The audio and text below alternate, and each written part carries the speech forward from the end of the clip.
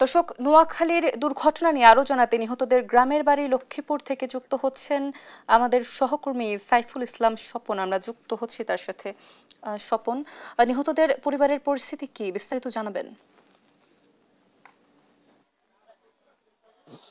অতসী, আপনি যেমনটি বলছেন যে ওমান প্রবাসী বাহার ওমান থেকে দেশে ফেরার পথে নোয়াখালীর চন্দ্রগঞ্জ পূব বাজারে যে মর্মান্তিক সড়ক দুর্ঘটনা একই পরিবারের ৭ জন নিহত হয়েছে। আমরা এই বাহারের যে ৭ জন পরিবারের ৭ জন নিহত হয়েছে তার বাড়ি হচ্ছে লক্ষ্মীপুরের সদর উপজেলা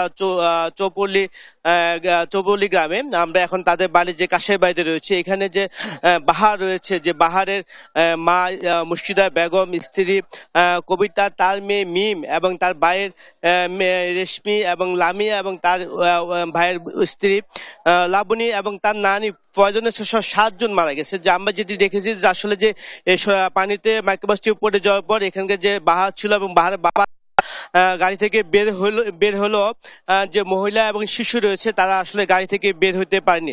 আমরা এখানকে আসার পর স্থানীয় লোকজনের সাথে কথা বলেছি, বাহারের বাবার সাথে কথা বলেছি। তিনি আমাদেরকে যেটি জানিয়েছেন যে বাহারের বাবা যখনই বের হয়েছে এবং অন্যদিকে বের করার জন্য গাড়ির দরজা খোলার চেষ্টা করেছেন, কিন্তু তিনি আসলে গাড়ির দরজা খুলতে পারেনি।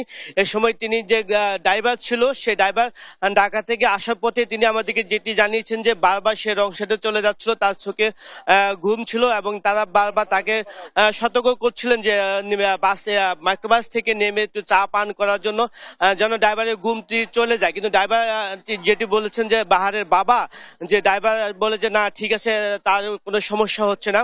তো এইভাবে আসলে ড্রাইভারের চোখে ঘুম থাকার কারণে এবং তার অসতর্কতার কারণে সারটি তাজা পান আজ জড়ে যায়।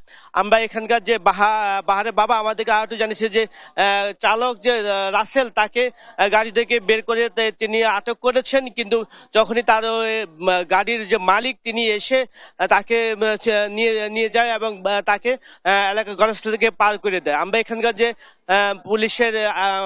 হাইওয়ে পুলিশের যে ইন্সপেক্টর মোবারক হোসেন, তার সাথে কথা বলেছি। তিনি আমাদেরকে যেটি জানিয়েছেন যে এই ঘটনায় তারা মামলার প্রস্তুতি নিচ্ছে এবং লাশ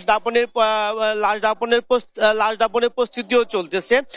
অতসী, এ ছিল লক্ষ্মীপুর থেকে একই পরিবারের ৭ জন নিহতের ঘটনার সর্বশেষ খবর।